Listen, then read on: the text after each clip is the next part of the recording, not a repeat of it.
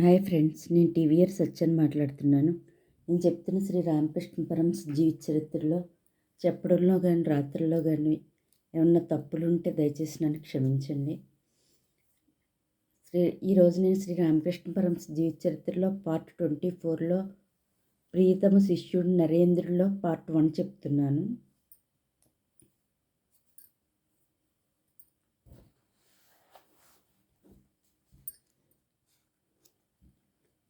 ప్రియతమ శిష్యుడు నరేంద్రుడు.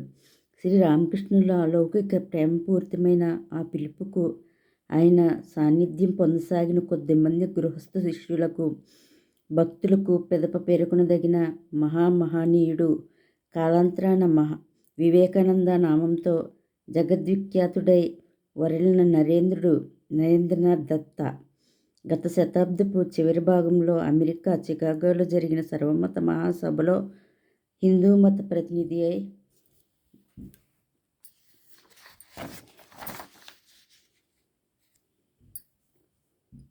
తన మహోపన్యాసామృత వాహినులచే శ్రోతలను తన్మయతనొందించిన మహాప్రబోధకుడు.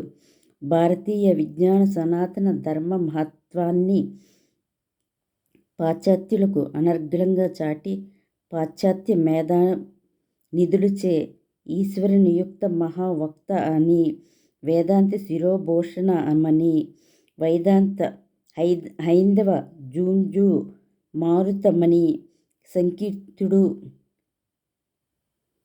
అఖండ భోగైశ్వర్య సంపన్నులైన తన అమెరికా దేశీయ మిత్రుల భవనాలలో హంసతూలిక తల్పాలపై తాను సుఖనిద్రితుడు కాజాలడానికి మారుగా ఘోర దారిద్ర్యపీడితులై అన్నమో రామచంద్ర అని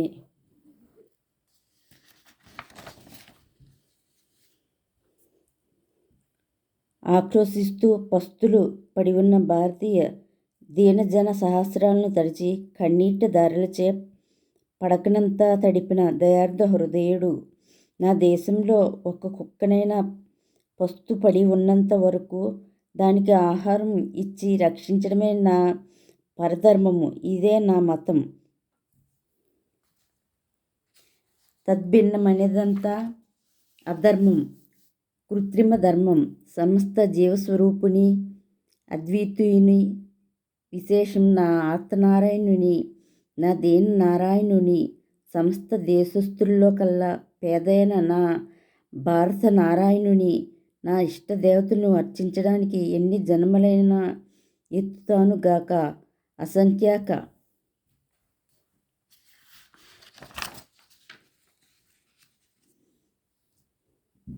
బాధలనైనా అనుభవిస్తానుగాక అని ప్రకటించి అన్నదాన, విద్యాదాన, జ్ఞానదానాదులచే నేడు అఖండ దేశ సేవనే కాక లోకసేవను కూడా చేస్తూ శాఖోపశాఖలతో జగద్వ్యాప్తమైన వెలిసిన శ్రీరామకృష్ణ మఠ సేవా సంఘాలను స్థాపించిన దేశ భక్తాగ్రగణ్యుడు, విశ్వమానవ ప్రేమపూరితుడు, ద్వైతాది సిద్ధాంత సమన్వయమూర్తి, పాశ్చాత్య విజ్ఞాన సాగరుడు, సింహ గంభీర పురుషాకృతి, జగన్మోహన స్త్రీ సౌందర్యము అద్భుత రీతిలో సమ్మేళనం పొందిన సర్వజనాకర్షక మూర్తి అయిన శ్రీ వివేకానంద స్వామి గురించి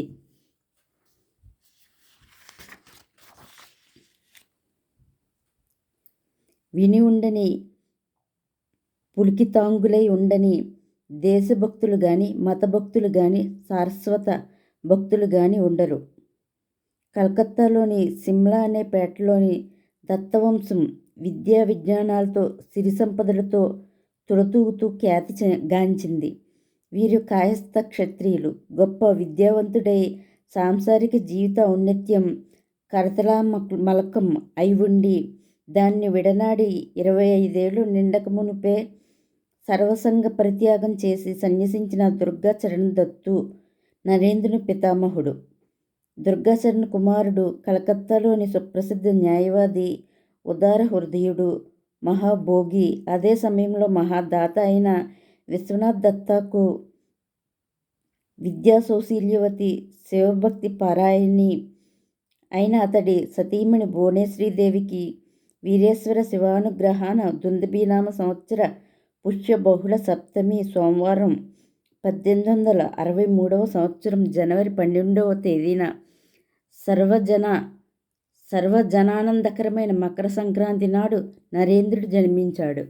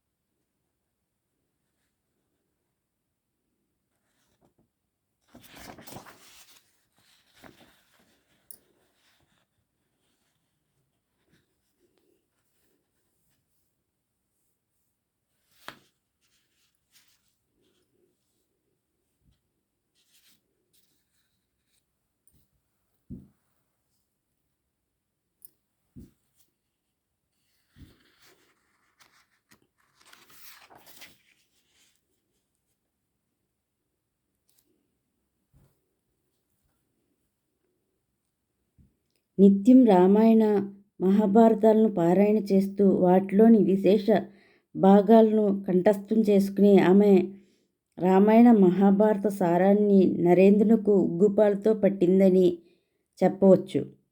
నరేంద్రుడు దినదిన ప్రవర్ధమానుడై తోటి బాలురకు నాయకుడై మహాద్భుత ప్రతిభతో పాఠశాలలో విద్యను అభ్యసింపసాగాడు.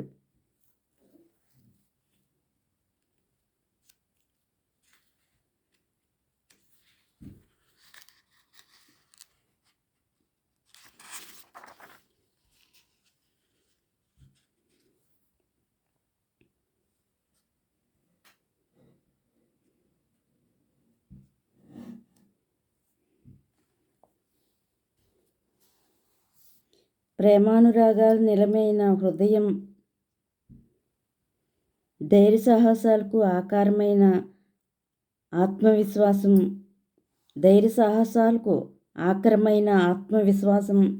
శాస్త్ర కళా కౌశలానికి తావళమైన దీశక్తి బాల్యంలోనే అతడిలో వికసింపసాగాయి. బుద్ధిబలానికి దేహబలం దీప్తి వసిగెట్లు ఈత, సాము, గరిడి, కుస్తీ, మల్లయుద్ధం మొదలైన వ్యాయామ క్రీడల్లో నిపుణుడయ్యాడు. శారీరక, మానసిక, ఆధ్యాత్మిక వికాసానికి వలసిన సమగ్ర విద్యాభ్యాసమే కదా విద్యార్థులకు ఆవశ్యకం. ఇక లలిత కళలో గానం అంటే నరేంద్రుడికి ప్రాణం. గాన కళా కోవిదుడు అయిన అతడి దివ్య గానామృతానికి శ్రీరామకృష్ణ పరమహంస ఎలా బ్రహ్మానంద సరోవరంలో ఓల్లాడారో ముందు చూడనున్నాం.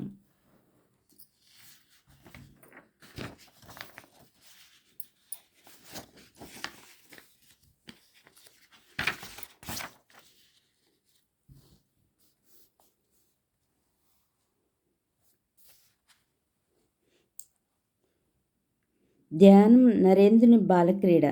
దేవతా విగ్రహాలతో ఆడుకుంటూ చిన్ననాడే అతడు మైమరిచిన సమయాలు ఎన్నో ఉన్నాయి. కాలక్రమాన ధ్యానంలో విశేషానురక్తుడై ఇతరులకు తెలియరాకుండా రాత్రి విశేష భాగం ధ్యానంలో గడిపేవాడు. కళాశాలలో నరేంద్రుడు ఆంగ్లం, సంస్కృతం, చరిత్ర, తర్కశాస్త్ర, తత్వశాస్త్రాలను వీటన్నిటిలోనే గాక కవిత, వక్తృత్వాల్లోనూ తన కౌశలంచే సహ విద్యార్థులను, అధ్యాపకులను ముగ్ధులను చేస్తూ లోకంలో ఇతడు ఘనత వహించి తీరుతాడు అని కళాశాల ప్రధాన ఆచార్యునిచే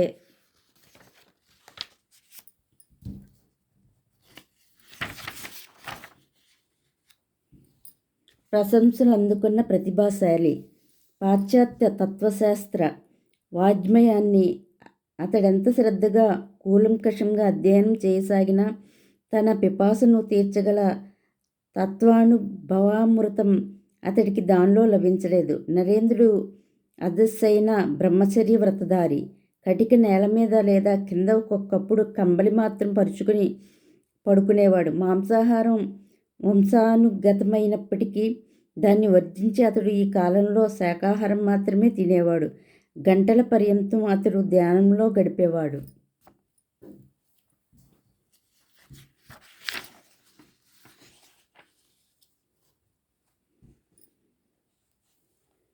యవనోదయం నుండి నరేంద్రుడికి తన అంతరంగంలో అపూర్వ భావ సంఘర్షణ, తన జీవితాదర్శాన్ని గురించి హృదయ మదనం చెలరేగసాగింది. దాని గురించి అతడే ఇలా పలికేవాడు.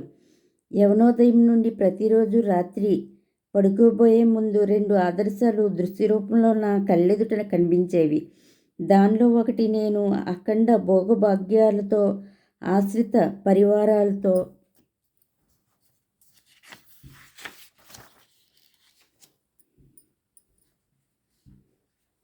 అధికార గౌరవాలతో సకల ఐశ్వర్య సంపద్విలాస వైభవోపేతుడినై లోకంలోని గనులైన వారిలో అగ్రస్థానం వహించిన దృశ్యం. అలాంటి సామర్థ్యం నాకున్నట్లు తోచేది. మరుక్షణంలోనే రెండవ దృశ్యం సర్వసంగ పరిత్యాగినై, కౌపీన మాత్రధారినై, భిక్షాన్నతృప్తుడినై ఏ చెట్టు కిందో రాత్రులు గడుపుతూ కేవలం ఈశ్వరేచ్ఛ మేరకు మనుచున్నట్లు ప్రదర్శితమయ్యేది. పరిశీలించిన కొద్దీ ఈ 2 దృశ్యాల్లో చివరకు రెండవదే ప్రబల ఆకర్షకమై హృదయాన్ని ఆవరించేది. పరమానందం పొందే మార్గం ఇదే అని తోచేది. ఈ విధంగా మోక్ష సామ్రాజ్య లక్ష్మిపై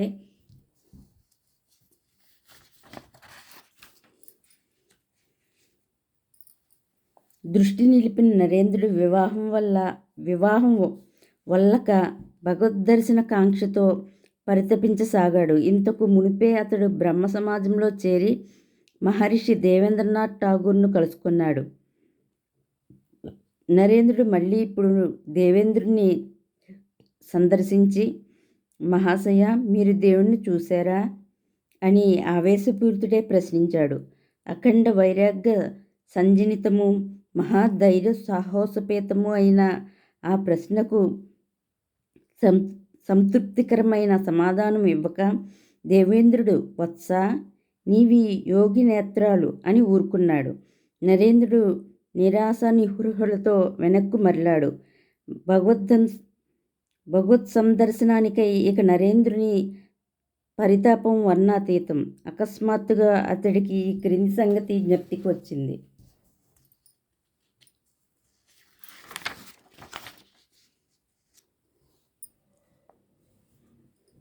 సురేంద్రనాథ్ మిత్ర అనే భక్తుని ఇంటికి శ్రీరామకృష్ణులు విచ్చేసి ఉన్న సమయంలో కీర్తనలు గానం చేయడానికి 1881 సంవత్సరం నవంబర్ నెల తాను అక్కడికి వెళ్ళడం జరిగింది.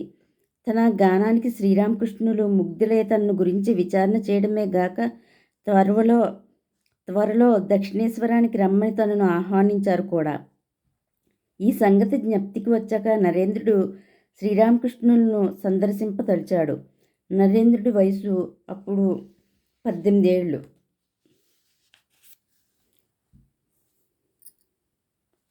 ఈ సమయంలో నరేంద్రుని చుట్టమైన రామచంద్ర దత్త, బీలే అంటే నరేంద్రుడి ముద్దు పేరు, బీలే, పరమాత్మే నువ్వు కావాలనుకుంటే బ్రహ్మ సమాజం వైగరాలకు పోవడం ఎందుకు?